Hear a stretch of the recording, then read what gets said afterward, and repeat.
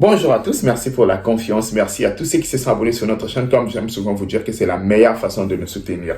Merci à tous ceux qui continuent de liker, qui commentent nos vidéos, qui les partagent, qui nous ont envoyé des super likes. C'est un grand plaisir de vous avoir dans notre grande communauté. J'en profite pour remercier aussi nos abonnés fidèles qui nous ont vraiment aidés financièrement. C'est un grand plaisir, je ne m'y attendais pas. Et je ne sais pas comment dire merci, en tout cas que Dieu vous bénisse. Vous avez dit de rester anonyme. Je ne m'y attendais pas, je n'avais pas demandé, mais ils m'ont fait des surprises. C'était énorme. Merci beaucoup. Que Dieu vous protège, que Dieu vous bénisse. Pour ceux qui veulent nous aider, on est là. Vous pouvez nous aider quand vous voulez. Vous avez notre numéro, c'est affiché. Vous pouvez nous envoyer des super likes. Le super like, c'est le petit moyen que YouTube a mis pour nous aider. Vous pouvez appuyer là en bas de la vidéo sur YouTube. Vous allez voir le petit cœur et il y a un petit merci écrit dedans. Vous appuyez, il y a moyen d'aider avec des super likes. Hier, j'ai eu un bon super like. J'ai remercié vraiment la personne qui a envoyé. Après, il m'a dit de ne pas divulguer son nom. Merci beaucoup. Aujourd'hui, on va parler de quoi? On va parler de la situation de la République démocratique du Congo. On dort, on se réveille. Il y a un communiqué de l'AFC. Qu'est-ce que l'AFC dit? Et le M23, ils mettent en garde le gouvernement congolais sous peine d'attaquer l'aéroport de Goma. Suivez d'abord le communiqué, je vous ai affiché le communiqué. Dans ce communiqué, le M23 dit que l'armée congolaise, le FARDC, est en train de bombarder leur position. Si l'armée congolaise n'arrête pas de bombarder les positions du M23, le M23 va attaquer l'aéroport de Goma. Chers compatriotes, je vous avais dit que cette bataille a pris une autre dimension. En même temps, les États-Unis interdisent le Rwanda, il met en garde le Rwanda et le M23 de cesser les faits, de retirer ses troupes sans condition. Ici, vous ne voyez pas où est-ce qu'il y a un problème qui se joue avec les grandes puissances. Chers compatriotes, vous vous rappellerez que le chef de l'État s'est déplacé pour Luanda avant. Donc, c'était avant l'accord de Luanda. Il est d'abord parti pour le port de Lobito. Je vous ai toujours dit, dans ce monde, il n'y a pas d'amis. Il n'y a que les intérêts. Dans ce monde, il n'y a pas d'amis, il n'y a que les intérêts. Parce qu'à la lire où va le monde, si le Congo se place au bon endroit, au bon moment, il va s'en sortir. Mais si aussi la communauté internationale doit se placer au Congo, au bon endroit, au bon moment. Pourquoi je dis ça? Vous voyez, il y a l'émergence de la Chine et de la Russie qui arrive en Afrique. Et le Congo n'est pas un moindre. Je vous assure, le Congo, ce n'est pas un petit pays. C'est un grand pays avec des minéraux stratégiques. C'est un grand pays stratégique. Et les États-Unis, comme ils sont des clairvoyants, ils ont vu ça. Ils se sont dit, ça, si nous laissons passer, c'est compliqué. Parce qu'à la lire où vont les choses, chacun veut pousser ses pions. Mais si le Rwanda continue de faire ce qu'il fait, le Congo peut se tourner vers un autre partenaire qui vont les aider et ils vont les aider. Les États-Unis, clairvoyant qu'il est, il se réveille, il dit niet. Mais l'Union européenne, comme dans sa tradition de déstabiliser l'Afrique, l'Union européenne, dans sa tradition de déstabiliser le Congo, ils disent non, nous continuons avec Kagame. Donc ici, c'est deux fronts. Il y a le front américain qui commence à soutenir les Congo, malgré qu'on sait que ces gens ne peuvent pas leur faire confiance. Il y a l'autre côté, l'Union européenne qui soutient Kagame. Et la Russie et la Chine sont en train d'observer. Parce que, vous savez, ils attendent le moment. Mais nous, Congolais, où sommes-nous dans cette guerre? C'est ça la question qu'il faut se poser. Quand il y a des puissances internationales, des puissances multinationales qui s'affrontent, mais nous, Congolais, on est d'abord dans des bêtises. Nous, Congolais, on est d'abord dans des polémiques. Hier, je suis tombé sur un document.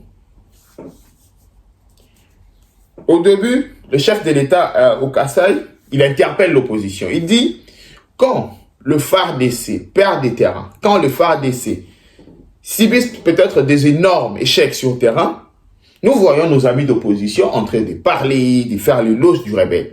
Mais quand nos FARDC, nos enfants, nos soldats reprennent du terrain, gagnent sur le front, l'opposition se tait. Qu'est-ce qui se passe? Le chef de l'État, il se questionne. Directement, notre beau parleur national, Olivier Kamita, tout répond. Et j'ai vraiment aimé sa réponse. Après, je vais vous dire pourquoi j'ai aimé cette réponse. Vous savez que je n'ai jamais été d'accord avec cet homme. Je me dis, à part, bon français, il ne sait rien faire d'autre.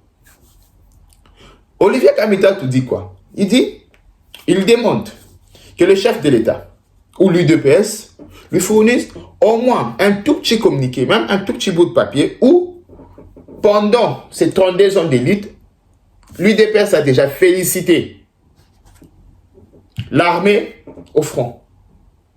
Et croyez-moi, il n'y en a pas. Vous savez que je soutiens le chef de l'État. Mais chaque jour ici, je viens, je vous dis ceci. Nos chers amis d'opposition, l'UDPS, quand il était dans l'opposition, il a fait la même chose. Et vous répétez la même chose. En quoi êtes-vous différent? Si, quand il s'agit du pays, vous voulez brûler tout pour vos propres intérêts, c'est ce que l'UDPS a fait à son temps. L'UDPS a soifé du pouvoir. Il ne voyait plus la réalité. Il ne se disait plus, vous voyez, la réalité n'existait plus pour lui. Lui, c'était le pouvoir, power, power, power. C'était le pouvoir. C'est ce qui est dangereux. Et aujourd'hui, l'UDPS aux affaires, il comprend que ils ont commis des erreurs. Et peuple congolais, Martin Fayoul, Moïse Katumbi et tant d'autres, voulez-vous continuer dans le pas de l'UDPS ou bien vous voulez changer les choses? Parce que chaque jour ici, je vous dis, l'UDPS a commis le même erreur quand il était dans l'opposition. De penser que la guerre de l'Est ou l'agression contre la République démocratique du Congo était agression contre Kabila ou bien contre Mobutu. Non, c'est l'agression contre la République démocratique du Congo. Nous sommes tous Congolais. Quand on agresse l'Est du pays, on nous agresse nous. C'est notre unité qui est en jeu. Que l'opposition se mette derrière notre armée, qu'on cale d'abord. Vous voyez ce qui se passe en Ukraine? Il y a l'opposition en Ukraine. Mais vous voyez, en ces moments, tout le monde se bat d'abord pour mettre à mal la Russie. Après, nous allons faire nos guerres internes. Et je vous ai dit, mettons d'abord fin à la guerre de l'Est ensemble. Après, nous allons tourner nos armes contre nous-mêmes. On va, s'il faut s'entretuer pour le pouvoir, faites-les. Moi, je vous encourage. Ce sont des guerres démocratiques. Mais là, nous sommes en face d'un ennemi commun. La personne qui ne nous respecte pas. En face de nous. Ce sont des gens qui ne nous respectent pas. Ce sont des gens qui veulent nous réduire en esclavage. Mais là, le peuple congolais, il pense que, ouais, c'est Tshisekedi. La guerre concerne Tshisekedi. Il doit perdre cette guerre. Mais quand Tshisekedi perd, vous savez, la perte de la guerre de Tshisekedi, ce sont des vies humaines qui partent. Ce sont des vies humaines de nos enfants, nos oncles, nos tantes. C'est écumère. C'est même pas, il n'y a même pas un membre de famille de Tshisekedi à l'Est. Je pense même pas. Même un parent lointain, non, il n'est pas là. Il est en Europe, il est quelque part. Ce sont nos parents à nous, ce sont nos mères à nous, tu vois, ce sont nos sœurs, nos cousines. Et on veut qu'ils perdent, on veut perdre cette famille pour le pouvoir. Et on a le pouvoir. Le jour où on aura le pouvoir, il y aura un autre Olivier Kamita dans l'opposition qui va nous poser aussi la même question, qui va poser peut-être à l'ensemble la même question, qui va poser à SID la même question. Mais pour éviter qu'on nous pose la même question qu'Olivier Kamita vient de poser à Tshisekedi, qu'est-ce que nous devons faire? On doit bien faire les choses. On doit changer. Parce que l'opposition doit toujours montrer l'alternative. Si l'UDPS n'avait pas fait de communiqué, si l'UDPS n'avait pas soutenu l'armée, si l'UDPS avait peut-être coopéré, et vous, maintenant, vous présentez l'alternative. Pourquoi vous ne dénoncez pas? Pourquoi vous ne vous mettez pas derrière votre armée pour combattre d'abord la rébellion? Donc, vous nous disiez que vous allez faire comme UDPS. Et nous irons sur ces cycles. Vaut mieux garder l'UDPS au pouvoir si vous pensez que vous allez faire comme lui. Alors, pourquoi changer l'UDPS si vous pensez que, comme l'UDPS n'avait pas fait ça, nous n'allons pas le faire? Donc, demain au pouvoir, vous allez dire, oui, comme Tshisekedi n'avait pas fait ceci, n'avait pas fait ceci, nous n'allons pas le faire. Alors, pourquoi ne pas garder seulement Tshisekedi à la tête du pays éternellement? Pourquoi on cherche l'alternative? Donc, vous voulez quelque chose et son contraire. C'est ça le vrai problème avec les gens qui pensent que bien parler français, c'est synonyme d'intelligence ou de sagesse. Non. En France, même un fou, il a l'éloquence. Hein? Même un fou, il a l'éloquence. Non, je ne dis pas qu'Olivier Kameta est fou. Mais j'ai dit, en France, même quelqu'un qui est bête, il parle, c'est sa langue maternelle, c'est tout.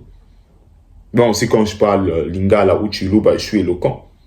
Ouais, je suis éloquent quand je parle chiluba. Quand je parle lingala, je suis vraiment éloquent. C'est ça ma langue maternelle.